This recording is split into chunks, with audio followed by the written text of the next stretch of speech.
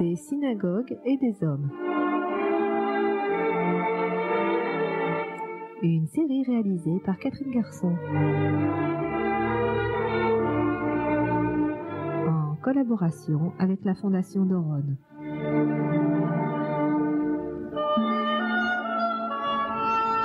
Aujourd'hui, deuxième partie de l'émission consacrée à la Griba de Djerba.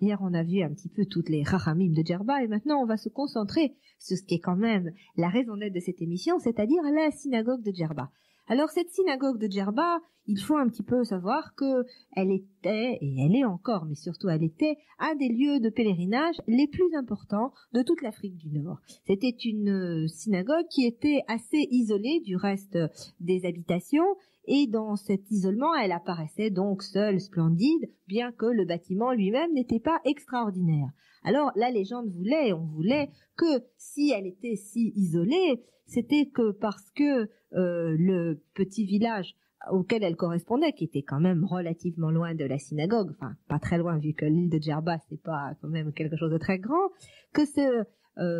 petit village étant peuplé uniquement de Kohanim, on avait pensé que cette synagogue était éloignée d'eux, comme ça un petit peu de la même manière que les Kohanim ont des règles de pureté très particulières à respecter. La synagogue de Djerba, de la Griba, aurait un peu pris de ces lois et elle aussi, loin de toutes les impuretés, elle aurait été seule et majestueuse, un petit peu isolée dans les champs. En fait, historiquement, on pense que cet isolement n'a pas été voulu, mais a été imposé. Que cette synagogue, qui est en fait réputée comme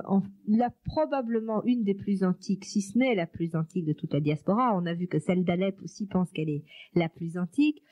on pense en fait que cette synagogue de la Griba avait été construite au milieu d'un quartier juif, mais que un jour, comme hélas ça a été souvent le cas, les habitants juifs ont été forcés de déménager, c'est-à-dire on les a expulsés, et que leur maison a été rasée, et que la seule chose qui n'a pas été touchée, c'est leur synagogue, parce que elle était déjà réputée comme être un lieu saint et que on n'a pas osé donc la détruire, et que donc leur lieu de culte s'est trouvé isolé, d'où le nom de la Griba qui veut dire effectivement isolé. Et en fait, cette hypothèse, pensent les historiens, est confirmée par l'absence de tout signe de majesté de l'extérieur de la Griba. C'est-à-dire que on ne peut pas dire que de l'extérieur, cette synagogue frappe par sa beauté architecturale. D'ailleurs, dans les années 60, quand les originaires de Djerba ont voulu reconstruire à Ofakim, c'est-à-dire dans le sud d'Israël, dans le Negev, une réplique de cette Griba qu'ils avaient laissée derrière eux, ils l'ont recopiée pour ce qui est de son intérieur, c'est-à-dire ils ont reconstitué l'intérieur de la synagogue de la Griba, mais pour l'extérieur, ils ont fait de nombreuses améliorations, trouvant que cette Griba, vue de l'extérieur, en fait, n'était pas quelque chose d'extraordinaire et qu'elle avait besoin d'être améliorée. Donc, ce qui a fait toujours cette valeur de la Griba, c'est les légendes qui s'y attachent, et ensuite, on verra que à travers ces légendes, les pèlerinages, puisque c'est un lieu saint, et que donc ce n'est pas, encore une fois, la valeur architecturale. Alors, je l'ai dit hier, une des premières légendes, c'est que cette synagogue a été construite avec des pierres du temple de Salomon, de Shlomo Ameler, et que donc elle aurait une valeur toute particulière puisque elle serait dépositrice de ces pierres qui avaient été dans le lieu le plus saint de tout Israël, dans le temple de Jérusalem, et que, en fait, ça, c'était une des premières raisons pour laquelle cette synagogue va devenir un lieu de pèlerinage. Nous verrons plus tard que d'autres légendes marquent l'histoire de cette synagogue, mais on va continuer un petit peu puisqu'on est parti sur l'architecture. on peut voir que sa dimension, en fait, elle a l'air assez grande de loin, la Griba, elle est importante, vient surtout du fait que on a adjoint une partie à cette synagogue qui était ancienne, on a adjoint un second morceau, dirons-nous, à cette synagogue pour justement l'accueil des pèlerins. Et puis, il y a aussi, qui fait aussi quelque chose de spécifique architecturalement, la présence d'un espèce d'atrium sur laquelle donnaient les chambres d'études.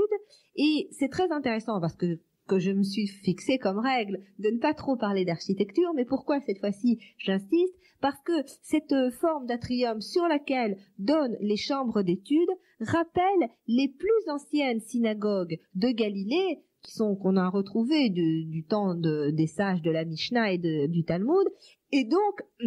viendrait en quelque sorte confirmer ce que les Juifs de Djerba ont toujours dit, c'est que leur synagogue a été construite au temps les plus anciens, au moins, dirons-nous, une de cette partie aurait déjà été designée et en partie érigée au moment de l'expulsion, enfin, du moment de la destruction du deuxième temple et de la diaspora qui est issue de cette destruction du deuxième temple. C'est un petit peu ce qu'on peut dire sur l'architecture de cette synagogue de Djerba. Il faut noter qu'à l'intérieur, elle est assez belle et que pourquoi? Parce que elle a aussi, elle, subi plusieurs améliorations. Une des dernières en 1920 où cette synagogue de la Griba a été redécorée de carreaux de faïence, de boiseries baroques et de vitraux qui ont encore, dirons-nous, un peu alourdi, mais aussi un peu rendu son atmosphère encore plus capiteuse, si j'ose dire, et donc qui a fait effectivement que cette interaction entre cette Griba et ses pèlerins est devenue encore plus visible à l'œil nu. Alors, maintenant, nous allons voir quelles sont les autres légendes qui marquent la fondation de cette synagogue de la Griba, mais d'abord nous allons un petit peu souffler avec de la musique.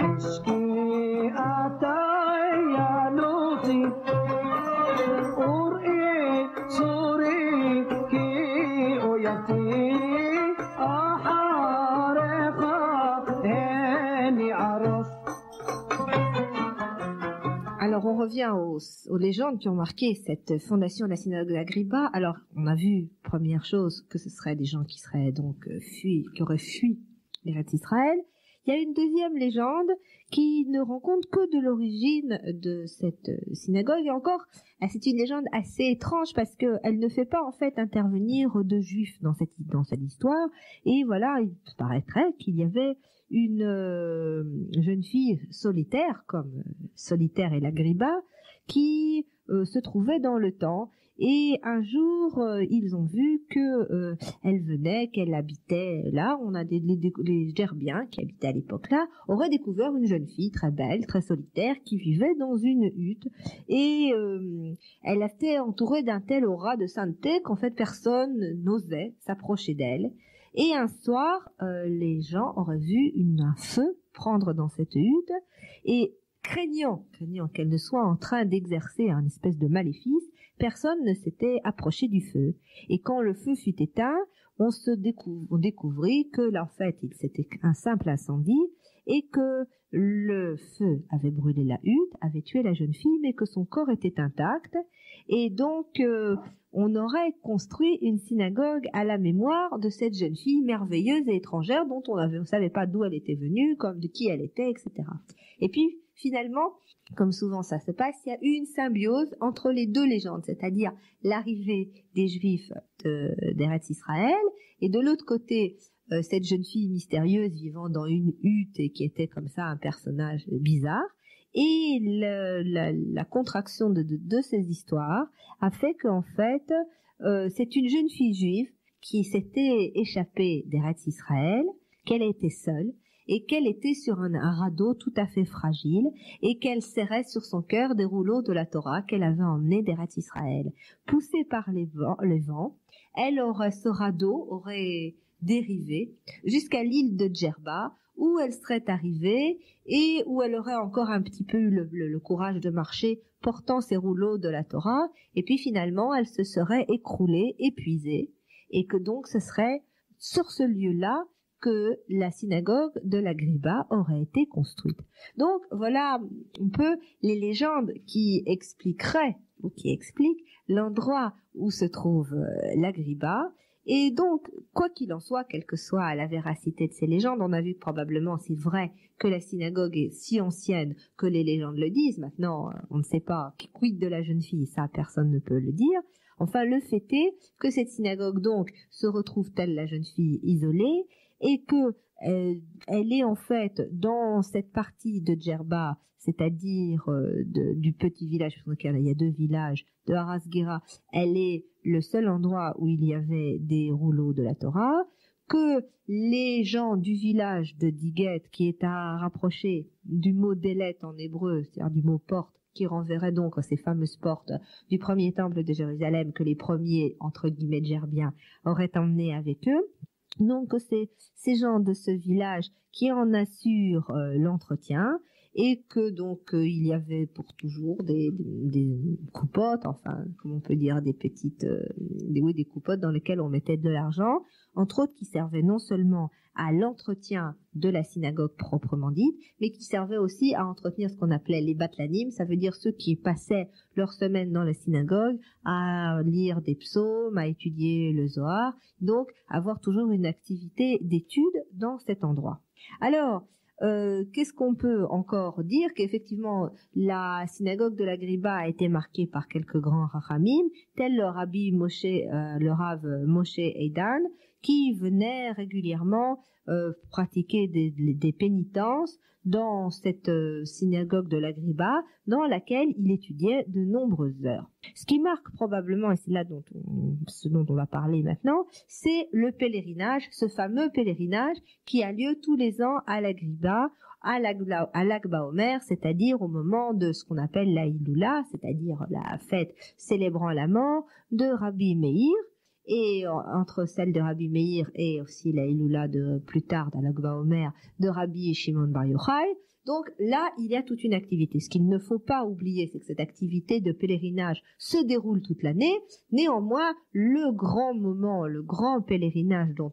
toute l'Afrique du Nord se souvient, et c'est ce moment des deux Hilulotes qui sont celles de Rabbi Meir et de Rabbi Shimon Bar Yochai. Alors, les pèlerins à l'époque se déversaient sur de la djerba. On a dit que, entre autres, la Griba avait une espèce d'hôtel pour recevoir ces pèlerins et que la première chose qu'ils faisaient était d'abord de se rendre chacun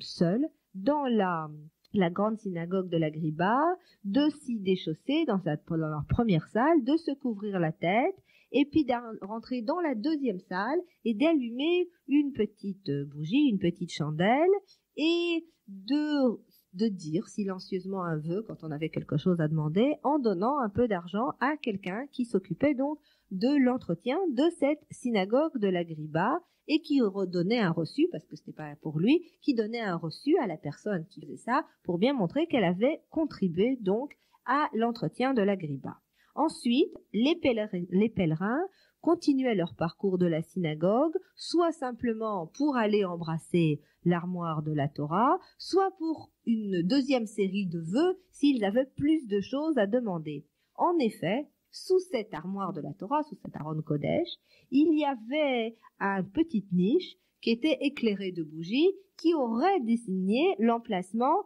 où aurait été trouvé le corps de la fameuse jeune fille, puisqu'on en revient à la légende. Et c'est dans cette espèce de petite niche qu'on déposait un œuf cru sur laquelle,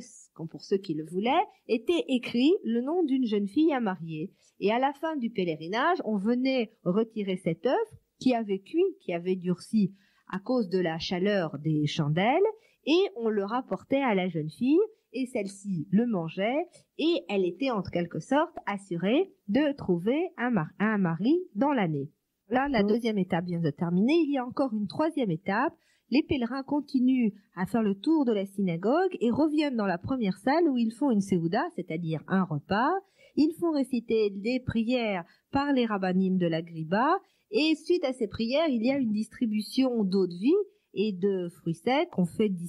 comme ça circuler à la ronde, et ce qui reste au fond du verre est versé dans une bouteille et avec les fruits secs, et cette bouteille reviendra chez le pèlerin et il fera partager à sa famille cette eau de vie dont elle n'a pas pu profiter puisqu'elle n'a pas fait le pèlerinage à la Griba. Pendant ce temps-là, que font les Djerbiens? Parce que ça, c'est pour ceux qui sont à l'extérieur de Djerba. Les Djerbiens, eux, participent assez peu à ce genre de pèlerinage, puisque eux, ils ont la Griba, en quelque sorte, à leur disposition pendant toute l'année. Ils accueillent les pèlerins, ils les servent, ils les dirigent, et en fait, leur participation, elle va être pleine à un autre moment, c'est-à-dire eux ne faisant pas ce rituel. La participation des Djerbiens va vraiment être complète au moment de ce qu'on appelle la sortie de la Ménara, c'est-à-dire en fait le candélabre, c'est une espèce comme ça de, je sais pas comment l'expliquer, quelque chose qui est recouvert de tissu, enfin on va un petit peu expliquer ça, et cette Ménara,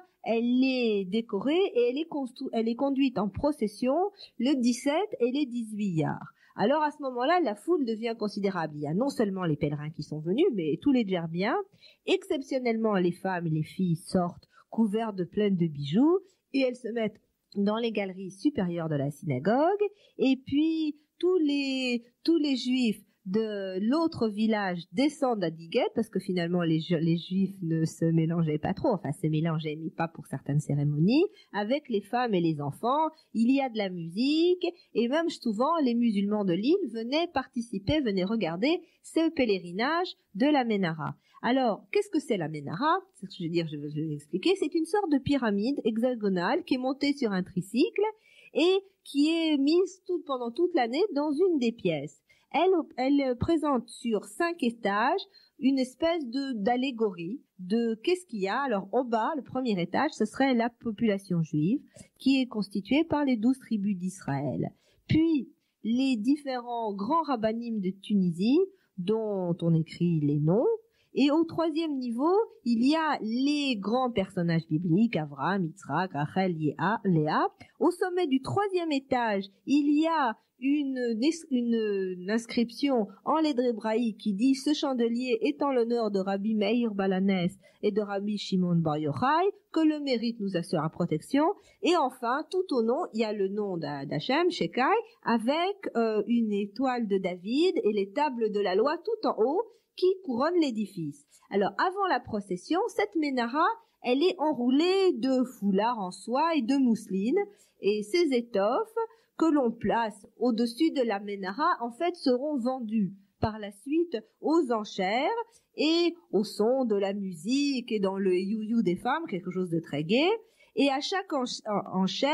les femmes aspergent d'eau de Cologne ce foulard et ces ménaras, et pendant que les acheteurs boivent un peu d'eau de vie. Quand la dernière pièce de soie ou de mousseline a été vendue, on ramène la ménara jusqu'à Diguet, et ça met très longtemps parce que le privilège de porter cette ménara sur quelques mètres est de nouveau vendu aux enchères. Donc on imagine la scène, quelques mètres vente aux enchères, quelques mètres vente aux enchères,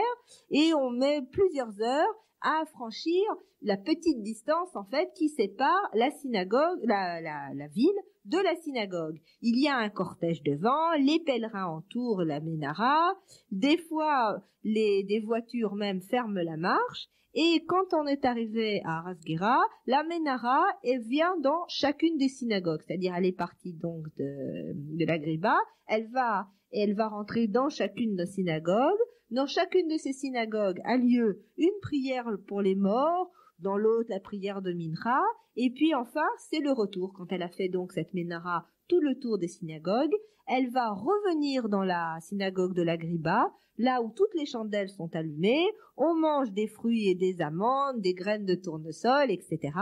Et puis il y a comme ça une grande joie, et la cérémonie va se répéter le lendemain puisque c'est le 17 et le 18 Iyar, et ensuite cette ménara va re-rentrer là où elle est stockée pendant toute l'année dans la Griba, et les pèlerins rentrent chez eux. Ça, c'était en gros la description du grand pèlerinage qui marquait le temps le plus fort de cette synagogue de la Griba, qu'il ne faut pas quand même l'oublier, pendant toute l'année, recevait un flot continuel de pèlerins qui faisaient donc certaines dévotions et qui venaient demander la résolution de certains de leurs problèmes.